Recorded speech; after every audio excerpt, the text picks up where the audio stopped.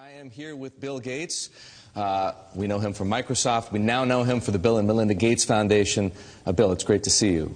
Great to see you here in particular because we know the Gates Foundation for its work on infectious diseases, child health, nutrition, agriculture, education, the list goes on. Why does Bill Gates care about finance? Well, it's all about helping the poorest. And one thing they don't have access to is bank accounts. The fee structure, if you have small amounts of money, is just too high. And we got involved in some traditional microlending, but just didn't see how that could scale up and get inexpensive enough. So now we're involved in trying to make sure we get a very efficient digital payment structure set up for all the poorest in the world to get financial products that work for them. What are you doing? The idea is that typically through the cell phone, you should be able to send money to your relatives. You should be able to track the money that's coming in, set aside money to buy seeds the next year. And there are countries where this is beginning to take off.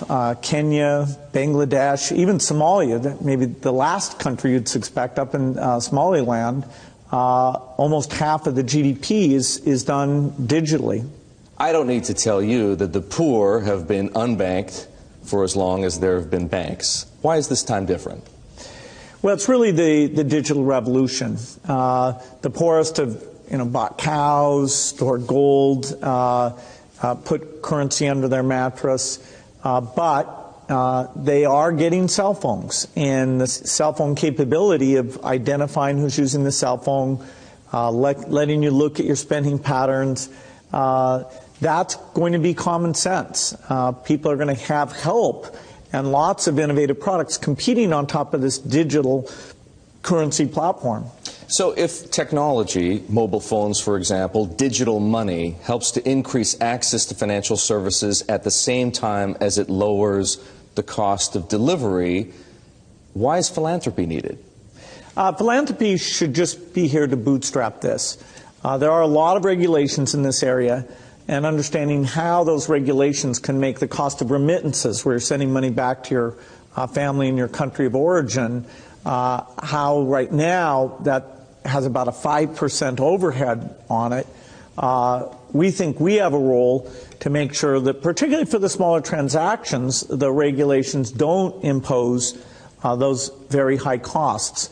Once this gets going, then we'll step up to the applications and say, okay, how does a savings application help the mother make sure money's focused on the kids? How does it help them stay in school, set money aside for the uniform or for good future planning? Some of what you just described, the need to move money from place to place, the cost of doing so, the overhead, as you put it, makes me think, believe it or not, of Bitcoin, because some people have said, hey, Bitcoin is the answer to those problems. Are you a believer? Well, Bitcoin is exciting because it shows how cheap it can be. Bitcoin is better than currency in that you don't have to be physically in the same place. And, of course, for large transactions, currency can get pretty inconvenient. The customers we're talking about aren't trying to be anonymous. They're willing to be known. So the Bitcoin technology is key, and you could add to it or you could build a similar technology where there's enough attribution that people feel comfortable. This has nothing to do with terrorism or any type of money laundering. What kinds of people or private enterprises right now are helping to solve the same problems you're interested in? Well, in some countries, the mobile companies have been fantastic. In a few other companies, it's been the banks.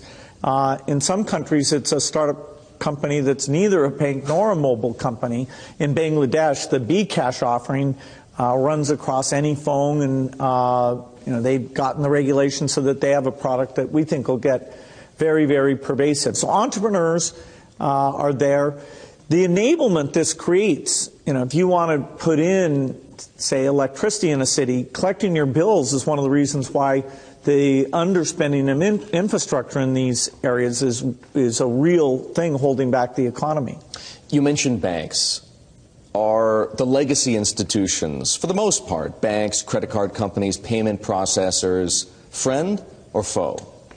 Many of them want to have these additional customers, but they have to embrace the idea that the fees are going to be a lot lower. And so they have to find a way to service these new customers. Now, that means these customers aren't going to be coming into their branches, and they can charge a higher fee when you want to actually cash out. But if it's a pure digital transaction, then, you know, you should be paying, you know, less than 1% to move that money from you to a merchant or from you to a friend, even with meeting all the regulatory requirements.